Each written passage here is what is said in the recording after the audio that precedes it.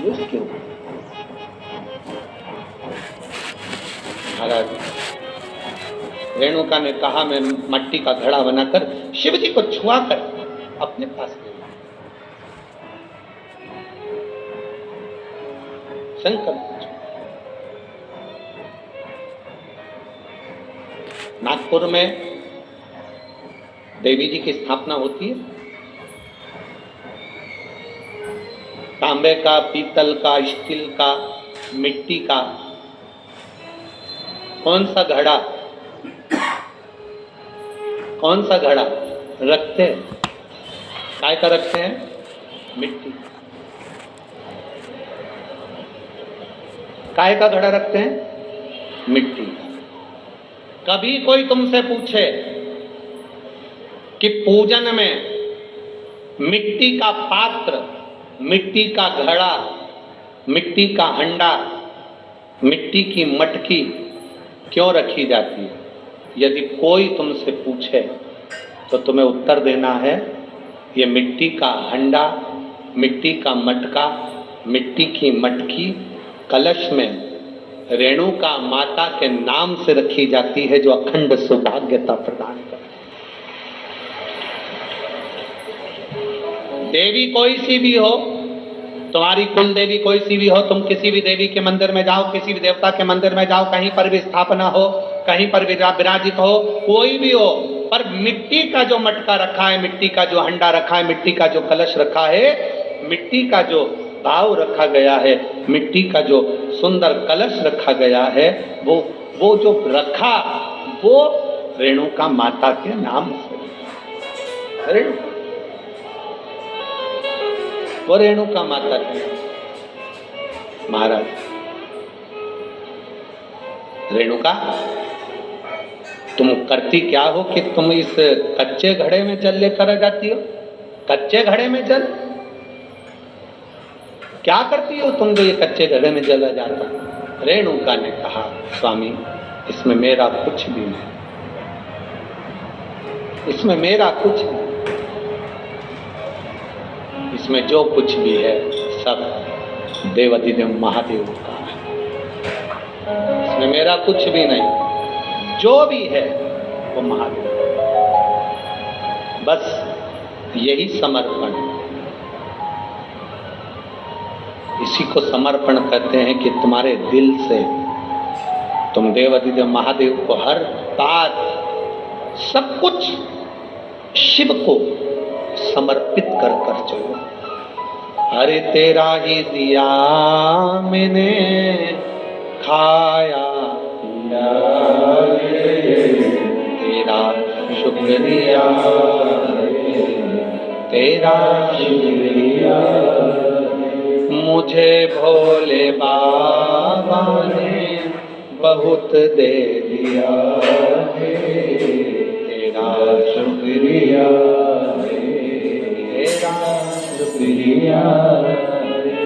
ये जायदाद दी है, औलाद दी है, ये जायदाद दी है, औलाद दी है, मुसीबत में हर वक्त इमदाद दी है, मुसीबत में हर वक्त इमदाद दी है, तेरा ही दिया मैंने खाया पिया है, तेरा शुक्रिया है, तेरा शुक्रिया। मुझे भोले बाबा ने बहुत दे दिया है, तेरा शुक्रिया है, तेरा शुक्रिया है। जो दिया वो कम ना दिया, उसने जो कृपा करी उसने कम ना करी, जो करुणा करी उसने कम ना करी। रेणुका, अब तो जमदग्नि जी की भक्त शिव के प्रति और जागृत हो, शंकर के प्रति और। आज रेणुका जल लाने में थोड़ी सी देरी कर दी।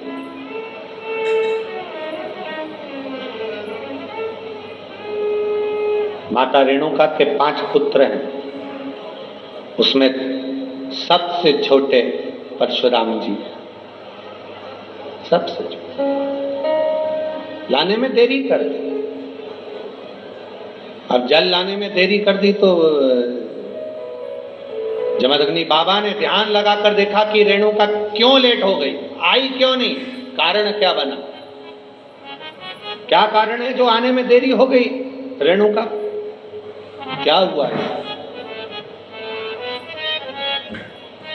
ध्यान लगाकर देखा तो क्या देखते हैं, रेणुका जल लेकर आ रही थी तो जल लाते लाते उसका ध्यान थोड़ा सा भटक गया,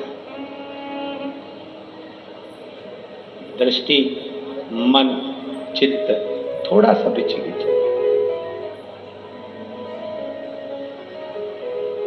विचलित किसी गलत जगह पर नहीं हुआ,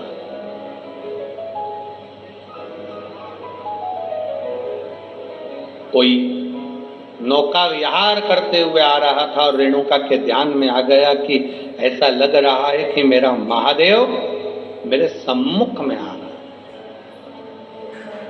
ध्यान तो विचलित हुआ, दृष्टि तो विचलित हुई, ध्यान तो गया। अब ध्यान विचलित हो गया, दृष्टि विचलित हो गई,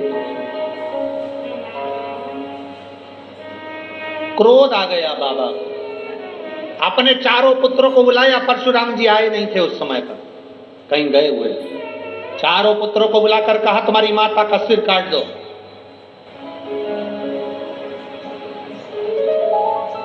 तुम्हारी माता का सिर काट दो। चारों की चारों मना कर दिए। पिताजी क्या बोल रहे हो आप, माता का सिर और हम काटे, ये कहा की रीत, हम माता का सिर नहीं काट सकते।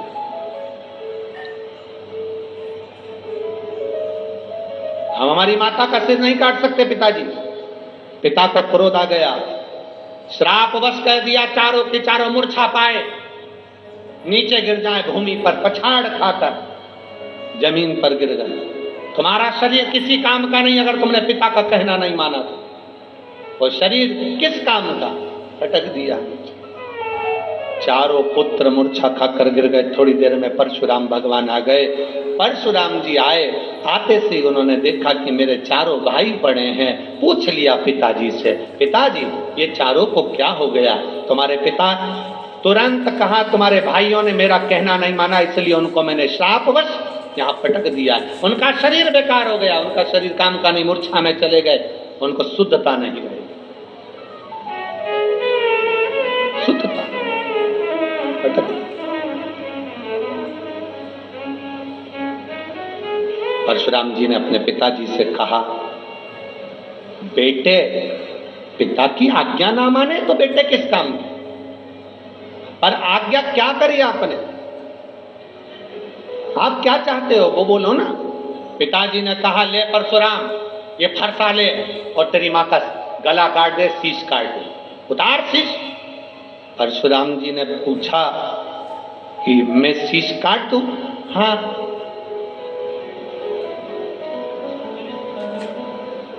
हाथ में फरसा लिया परशुराम जी, और एक बार भी अपने पिताजी से यह नहीं पूछा कि तुम क्यों कह रहे हो इस मां को मारने के लिए, एक बार भी नहीं पूछा। पिता की आज्ञा है, स्वीकार करूंगा, पिता की आज्ञा है, स्वीकार करूंगा। जरा विचार करिएगा, अपने चित्त वृत्ति में लेकर आइएगा इस बात को। एक पिता आज के बेटे से कहता है कि मुझे 1 गिलास पानी लाकर दे दो, और बेटा अपनी माता से कह देता है मम्मी पापा को पानी दे दो।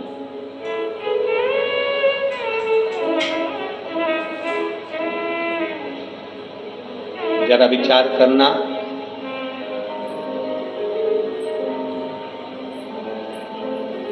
ये दुनिया की रीत, ये दुनिया का क्रम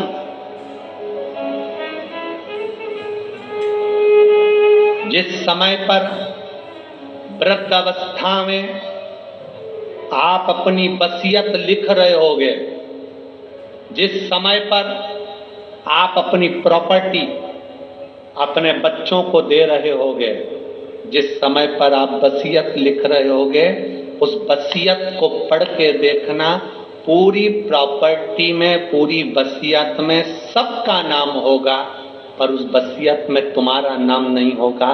तुम अपने लिए कुछ नहीं रख पाओगे और ना तुम उसका प्रयोग कर पाओगे। बच्चों के लिए कमाया, बच्चों के लिए छोड़ जाओगे और अंत में एक फोटो और उसके ऊपर प्लास्टिक के फूल की माला चढ़ जाएगी और अंत बिंदु क्या दिया? पूरे जीवन हम हाय हाय करते हुए अपने जीवन को निकाल दिए, पर कभी मुख से भगवान का भजन ना कर पाए। एक लोटा जल शिव जी को चढ़ाना, एक लोटा जल भगवान शंकर को ना दे पाए, पूरा जीवन व्यर्थ गवा दिया। परीक्षा दो तरह की होती है, एक परीक्षा होती है लिखित, एक परीक्षा होती है मौखिक। बोलो सही है? अरे जम के तो बोलो। ठीक है, परीक्षा दो तरह की होती है, एक लिखित परीक्षा होती है, एक मौखिक परीक्षा होती है। लिखित परीक्षा में नकल हो सकती है, पर मौखिक परीक्षा में नकल नहीं हो सकती, क्योंकि उसमें जवाब आपको देना पड़ता है। उसी तरह पृथ्वी पर जब तक हो, यहाँ लिखित परीक्षा चलती है, पर परमात्मा के दरवाजे पर जब जाओगे, यम के द्वार पर जब खड़े होगे, तब मौखिक परीक्षा होगी। तूने कथा सुनी, जल चढ़ाया, भूखे को भोजन कराया, प्यासे को पानी पिलाया, कभी किसी दीन के दया भाव रखा, कभी तेरे हृदय में किसी दुखी को देखकर दुख दर्द उत्पन्न हुआ, किसी सुखी को देखकर तेरे चेहरे पर प्रसन्नता आई।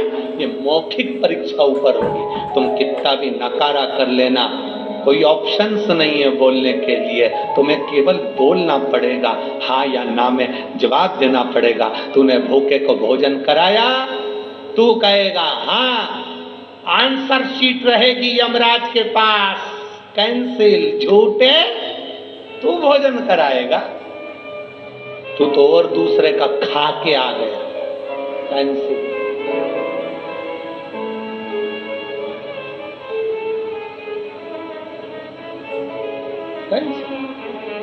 और महाराज शिव कथा कह रही है, अरे मत बुरे कर्म कर बंदे, वरना पछताएगा।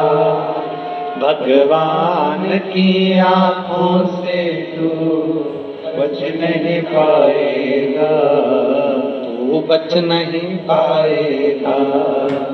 अरे ओ अज्ञानी मत करना, तेरे कर्म का फल भी तू ही पाएगा। जैसा किया तूने तेरे आगे आएगा। मत बुरे कर्म कर बंदे, वरना पछताएगा।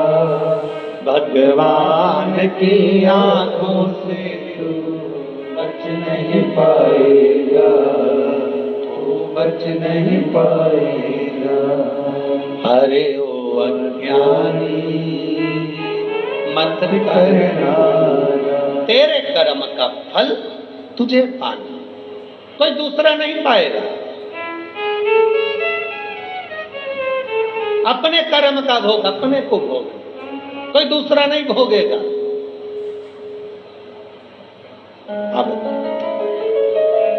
काट दे सिर, हर्षा लिया, माता का सिर उतार दिया, मर गई। रेणुका का शीश कट गया, शीश कट गया। जमदग्नि जी प्रसन्न हो गए, पुत्र बड़ा प्रसन्न हूं मैं, वर मांग, तुझे क्या चाहिए? 2 वर दे दो, मांग। एक वर तो ये कि मेरे भाइयों को वापिस मूर्छा से उठा दो, तथास्तु। दूसरा वर मांग ले, मेरी मां को वापिस जिंदा कर दो, वापिस मेरी माता को जिंदा कर दो। जमदग्नि जी ने कहा ये कभी नहीं हो सकता, ये विधि का लेख मैं नहीं टाल सकता। जो मर गया उसको जिंदा करना ये मेरे बस की बात नहीं। जमदग्नि जी ने कहा मेरे बस की बात नहीं। वृक्ष से पत्ता टूट गया, उस पत्ते को पेड़ में वापिस जोड़ना ये मेरे बस की बात नहीं है, मैं नहीं जोड़ सकता, मैं इसको जिंदा नहीं कर सकता। परशुराम भगवान की आंख में जल भर गए, मेरी मां रेणुका जीवित कैसे होगी, कैसे जिंदा होगी। पिता जमदग्नि जी ने कहा सुनो परशुराम, तुम्हारी मां शंकर की भगत है, शिव की उपासना इसने करी है।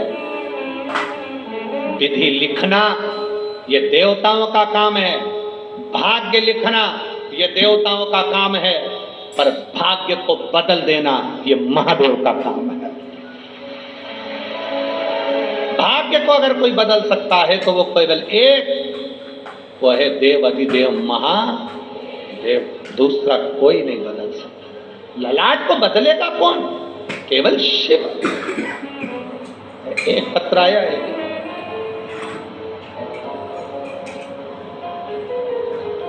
आराधना शिव हरे।